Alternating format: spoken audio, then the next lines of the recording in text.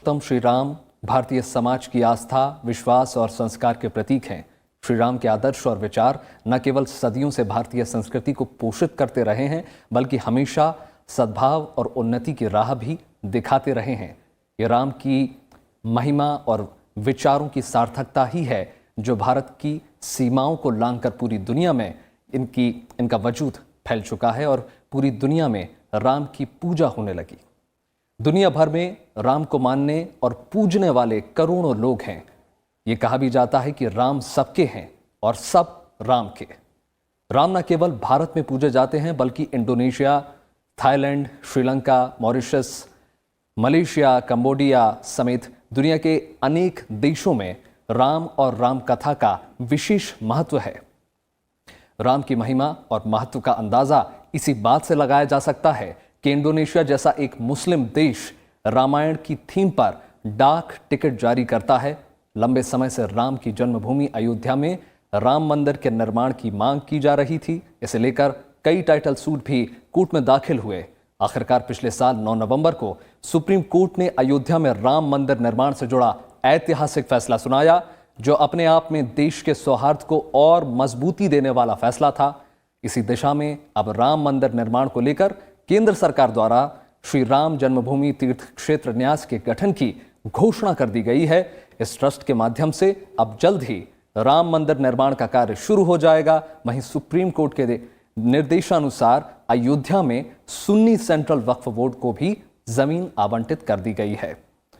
तो आज के विशेष में हम बात करने जा रहे हैं श्री राम जन्मभूमि तीर्थ ट्रस्ट की। जानेंगे इसके गठन और कार्यों को। इसके साथ ही बात करेंगे सुप्रीम कोर्ट के ऐतिहासिक फैसले की भी। तो आइए शुरू करते हैं आज का विशेष।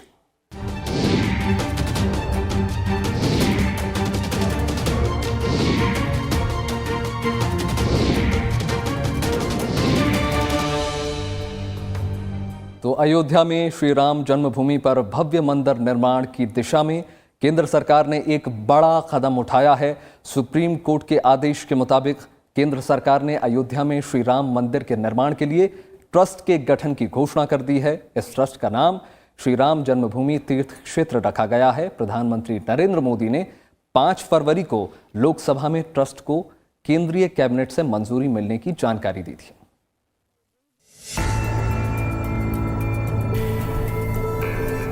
केंद्र सरकार ने अयोध्या में राम मंदिर निर्माण के लिए सुप्रीम कोर्ट के आदेशानुसार ट्रस्ट बनाने को मंजूरी दे दी है। कैबिनेट बैठक में प्रस्ताव पारित होने के बाद 5 फरवरी को लोकसभा में प्रधानमंत्री नरेंद्र मोदी ने इसकी घोषणा की। उन्होंने बताया कि ट्रस्ट का नाम श्री राम जन्मभूमि तीर्थ क्षेत्र होगा। मेरी सरकार ने सुप्रीम कोर्ट के निर्देशानुसार श्री राम जन्मस्थली पर भगवान श्री राम के भव्य मंदिर के निर्माण के लिए और इससे संबंधित अन्य विषयों के लिए एक बृहद योजना तैयार की है। सुप्रीम कोर्ट के आदेशों के अनुसार एक स्वायत्त ट्रस्ट श्री राम जन्मभूमि तीर्थ क्षेत्र ट्रस्ट का नाम होगा। श्री राम जन्मभूमि तीर्थ क्षेत्र का गठन करने का प्रस्ताव पारित किया गया है। ट्रस्ट अयोध्या में भगवान श्री राम के मंदिर निर्माण और उससे संबंधित विषयों पर निर्णय लेने के लिए पूर्ण रूप से स्वतंत्र होगा। प्रधानमंत्री ने कहा कि सरकार ने अयोध्या कानून के तहत अधिग्रहित 67.70 एकड़ भूमि श्री राम जन्मभूमि तीर्थ क्षेत्र को हस्तांतरित करने का फैसला किया है। इसमें भीतरी और बाहरी आंगन भी शामिल है। ट्रस्ट अयोध्या में भगवान श्री राम की जन्मस्थली पर भव्य और दिव्य श्री राम मंदिर के निर्माण और उससे संबंधित विषयों पर निर्णय लेने के लिए पूर्ण रूप से स्वतंत्र होगा। मेरी सरकार ने फैसला किया है कि अयोध्या कानून के तहत अधिगृहित संपूर्ण भूमि जो लगभग 67.703 एकड़ है और जिसमें भीतरी और बाहरी आंगन भी सम्मिलित है, उसे नवगठित श्री राम जन्मभूमि तीर्थ क्षेत्र को हस्तांतरित किया जाए। इस बीच उत्तर प्रदेश सरकार ने अयोध्या में सुन्नी वक्फ बोर्ड को 5 एकड़ भूमि देने की मंजूरी दे दी है। अयोध्या जिले की सोहावल तहसील में धन्नीपुर गांव में ये भूमि बोर्ड को दिए जाने का फैसला लिया गया। सुप्रीम कोर्ट ने नवंबर 2019 में अपने ऐतिहासिक फैसले में सुन्नी वक्फ बोर्ड को अयोध्या में मस्जिद निर्माण के लिए 5 एकड़ भूमि आवंटित करने का आदेश दिया था। प्रधानमंत्री ने लोकसभा में कहा कि सुप्रीम कोर्ट के फैसले के अनुसार सुन्नी वक्फ बोर्ड को 5 एकड़ जमीन देने के संबंध में उत्तर प्रदेश सरकार से आग्रह किया गया था और उत्तर प्रदेश सरकार ने इसे मंजूरी दे दी है। माननीय सर्वोच्च अदालत के आदेश अनुसार गहन विचार विमर्श और संवाद के बाद अयोध्या में 5 एकड़ जमीन सुन्नी वक्फ बोर्ड को आवंटित करने का अनुरोध उत्तर प्रदेश सरकार से किया गया। इस पर राज्य सरकार ने भी अपनी सहमति प्रदान कर दी है। प्रधानमंत्री नरेंद्र मोदी ने अयोध्या में श्री राम धाम के जीर्णोद्धार के लिए भव्य राम मंदिर के निर्माण के लिए सभी दलों से समर्थन की अपील भी की। मेरी सरकार सबका साथ, सबका विकास, सबका विश्वास के मंत्र पर चल रही है। आइए इस ऐतिहासिक क्षण में हम सभी सदस्य मिलकर अयोध्या में श्री राम धाम के जीर्णोद्धार के लिए, भव्य राम मंदिर के निर्माण के लिए एक स्वर में अपना समर्थन दें। केंद्र सरकार ने सुप्रीम कोर्ट के आदेशानुसार अयोध्या में श्री राम मंदिर निर्माण के लिए गठित श्री राम जन्मभूमि तीर्थ क्षेत्र न्यास के सदस्यों के नामों की घोषणा भी कर दी है। केंद्रीय गृह मंत्री अमित शाह ने श्री राम जन्मभूमि तीर्थ क्षेत्र ट्रस्ट बनाने की प्रधानमंत्री नरेंद्र मोदी की संसद में घोषणा के बाद उन्हें बधाई दी। उन्होंने ट्वीट करके कहा कि भारत सरकार ने अयोध्या में श्री राम के भव्य मंदिर के निर्माण की दिशा में अपनी कटिबद्धता दिखाते हुए श्री राम जन्मभूमि तीर्थ क्षेत्र नाम से ट्रस्ट बनाने का ऐतिहासिक निर्णय लिया है। गृह मंत्री ने कहा कि श्री राम जन्मभूमि तीर्थ क्षेत्र ट्रस्ट में 15 ट्रस्टी होंगे, जिसमें से एक ट्रस्टी हमेशा दलित समाज से रहेगा। इस बीच अयोध्या में राम मंदिर निर्माण के लिए गठित श्री राम जन्मभूमि तीर्थ क्षेत्र ट्रस्ट को पहला दान मिल गया। केंद्र सरकार ने 5 फरवरी को ट्रस्ट को 1 रुपए का दान नकद में दिया ताकि ट्रस्ट अयोध्या में राम मंदिर निर्माण का कार्य आरंभ कर सके। केंद्र सरकार की ओर से ये दान ट्रस्ट को गृह मंत्रालय में अवर सचिव डी मुर्मू ने दिया। ट्रस्ट अचल संपत्ति समेत बिना किसी शर्त के किसी भी व्यक्ति से किसी भी रूप में दान, अनुदान, अंशदान और योगदान ले सकता है। 9 नवंबर 2019 को ऐतिहासिक फैसले में सुप्रीम कोर्ट ने अयोध्या में मंदिर निर्माण के लिए केंद्र सरकार को 3 महीने के अंदर ट्रस्ट बनाने को कहा था। Bureau report, Rajya Sabha TV. Ayodhya में भव्य राम मंदिर के निर्माण के लिए श्री राम जन्मभूमि तीर्थ क्षेत्र न्यास का गठन हो गया है। श्री राम जन्मभूमि तीर्थ क्षेत्र के नाम से गठित इस 15 सदस्यीय ट्रस्ट में एक ट्रस्टी अनिवार्य रूप से दलित होगा। ट्रस्ट के डीड में ही इसके 9 सदस्यों के नाम दिए गए हैं। इसमें सुप्रीम कोर्ट में रामलला के मुख्य पैरोकार रहे वरिष्ठ वकील के पारासरण को ट्रस्ट का अध्यक्ष बनाया गया है। आइए जानते हैं ट्रस्ट के अन्य सदस्यों और इसके कामकाज के बारे में।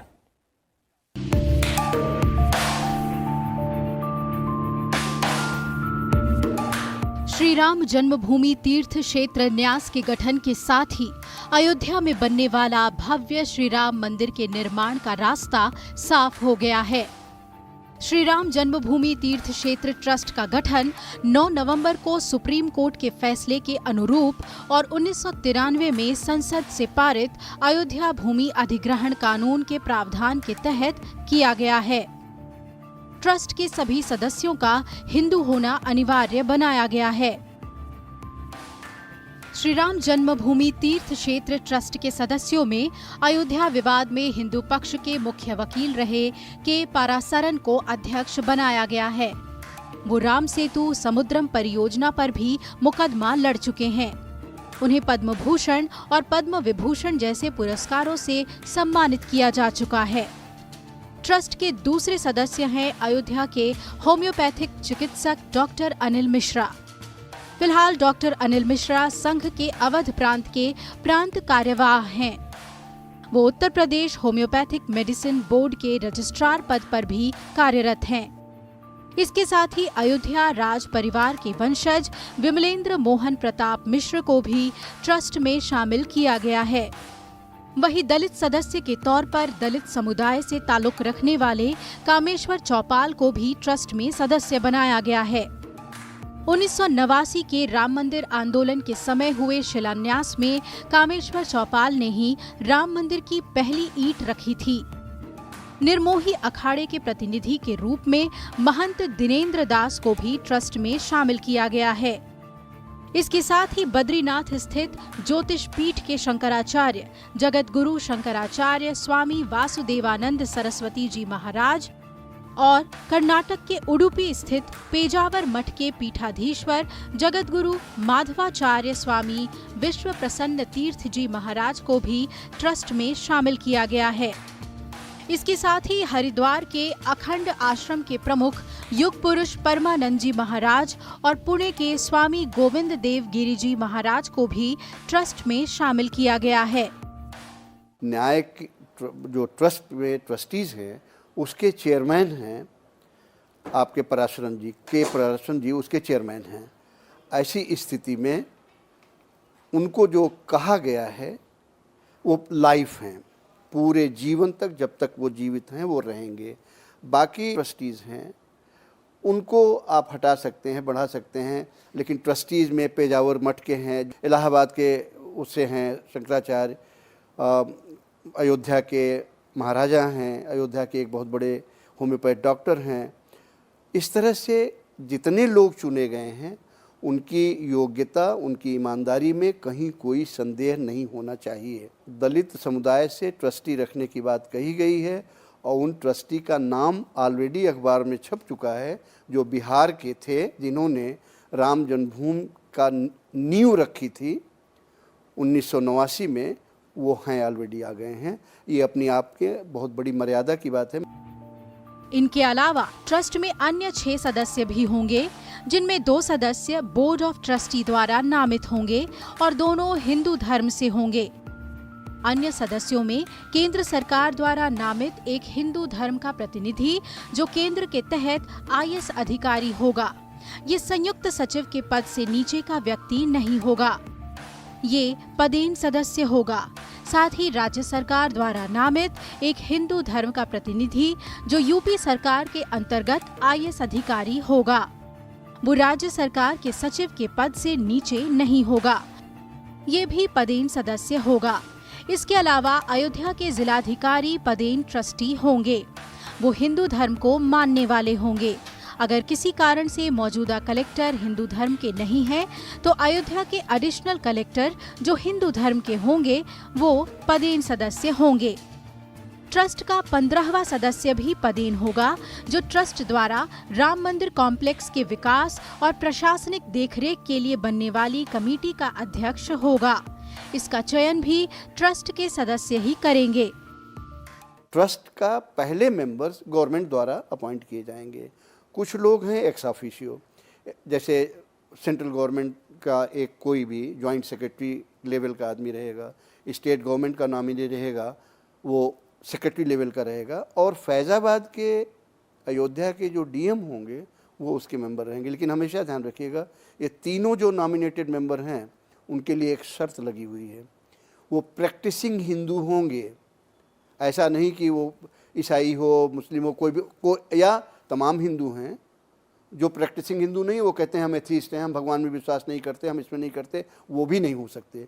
लिहाजा ये प्रैक्टिसिंग हिंदू होने चाहिए, तब वो नॉमिनेटेड होंगे। लेकिन इनको ये ध्यान रखिएगा, इनको वोटिंग राइट नहीं है। भविष्य में ये ट्रस्ट ही राम जन्मभूमि पर भव्य मंदिर निर्माण और उसकी रोजमर्रा की व्यवस्था को लेकर देश विदेश से आने वाले लाखों श्रद्धालुओं के आने जाने, ठहरने और खाने पीने के इंतजाम की जिम्मेदारी संभालेगी।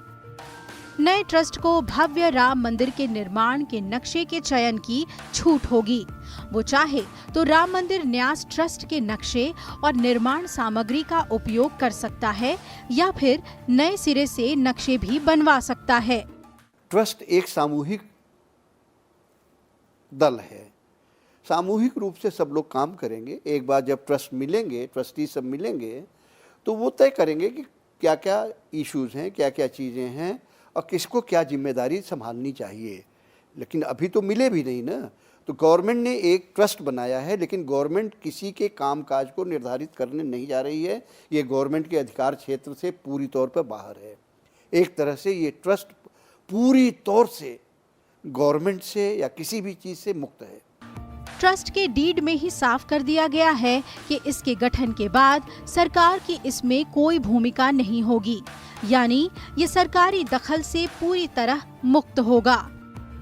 फिलहाल ट्रस्ट का पंजीकृत पता R20 ग्रेटर कैलाश पार्ट 1 नई दिल्ली 110048 है, जिसे बाद में दूसरी जगह स्थानांतरित भी किया जा सकता है। ट्रस्ट को राम मंदिर निर्माण और उसके रखरखाव के लिए धन जुटाने और उसके प्रबंधन की पूरी छूट होगी। Bureau report, Rajya Sabha TV.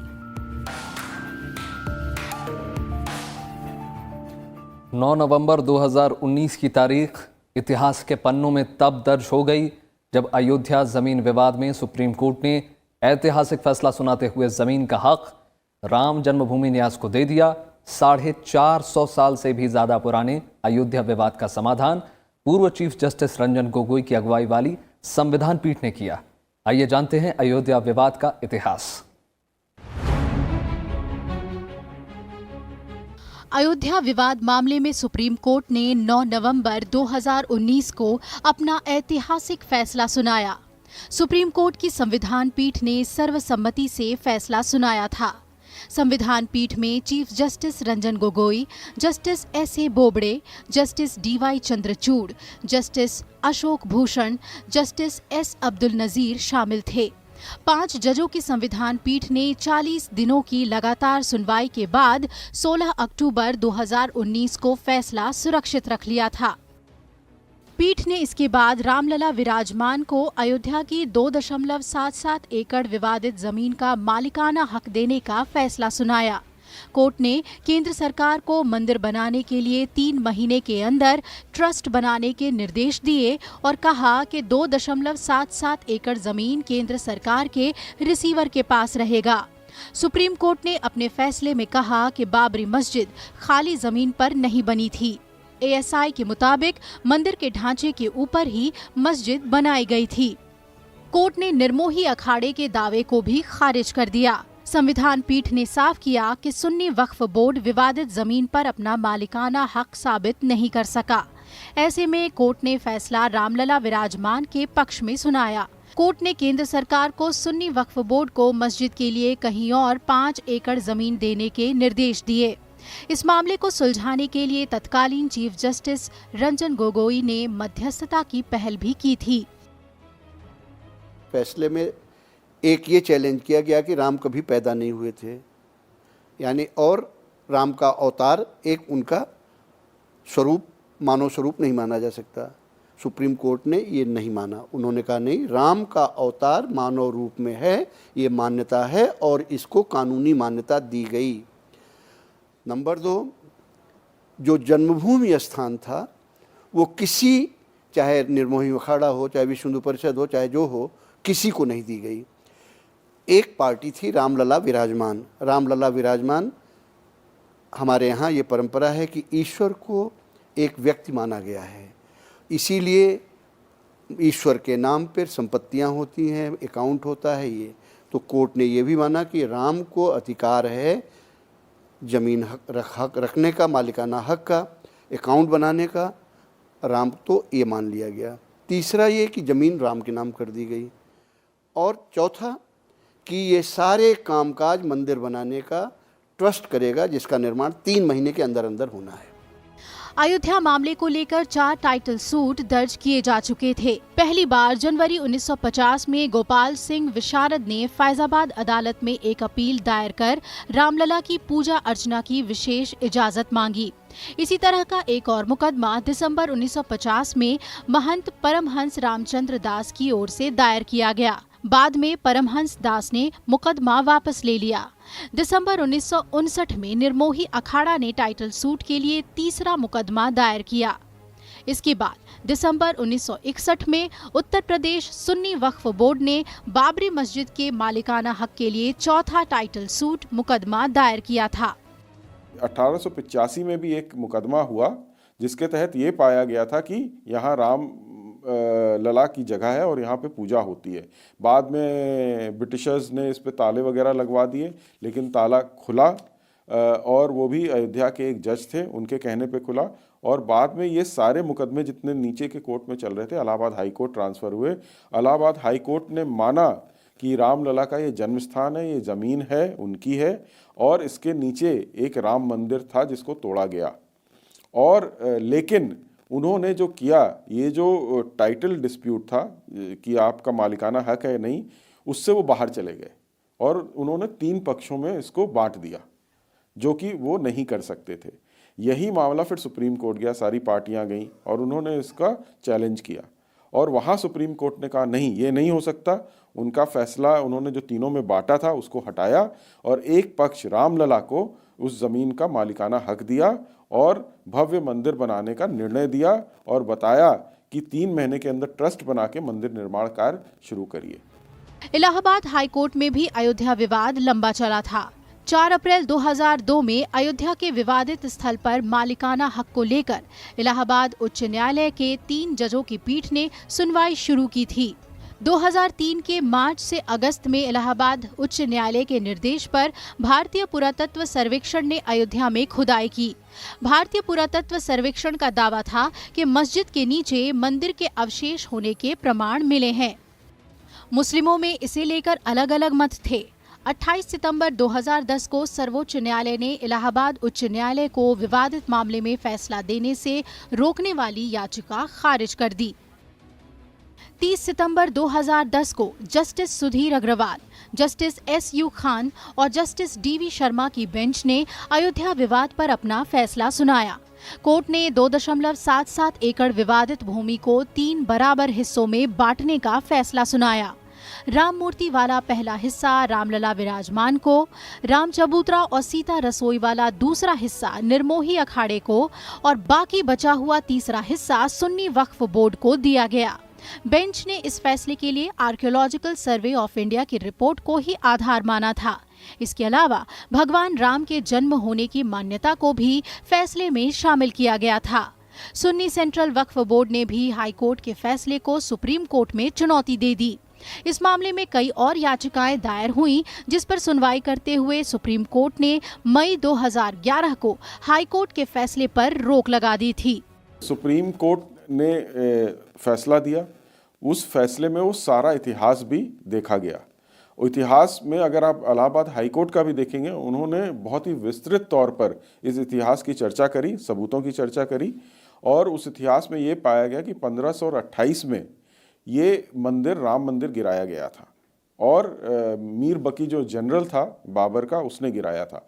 उसके बाद इस पे हमेशा देखिए लड़ाइयाँ होती रहीं, कभी हिंदू समाज के कब्जे में आया, फिर निकला, फिर बाहर हुआ, फिर वापस कब्जे में लिया और इस पर ज़बरदस्ती एक विवादित ढांचा बना दिया गया जिसको आप बाबरी मस्जिद कहते हैं। अयोध्या में राम निर्माण के लिए जून 1989 में बीजेपी ने विश्व हिंदू परिषद को औपचारिक समर्थन देना शुरू कर मंदिर आंदोलन को नया मोड़ दिया।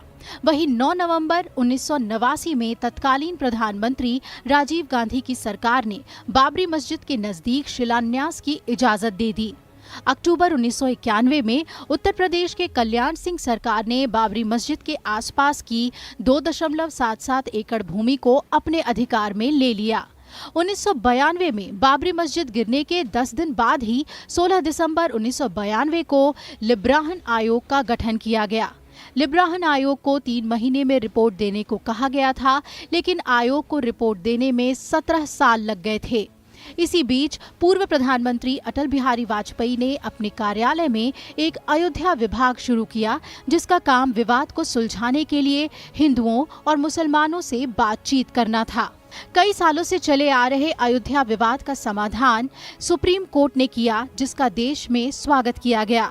शांतिपूर्ण माहौल में अब सरकार सुप्रीम कोर्ट के फैसले के आधार पर राम मंदिर निर्माण के काम को आगे बढ़ा रही है। Bureau report, Rajya Sabha TV.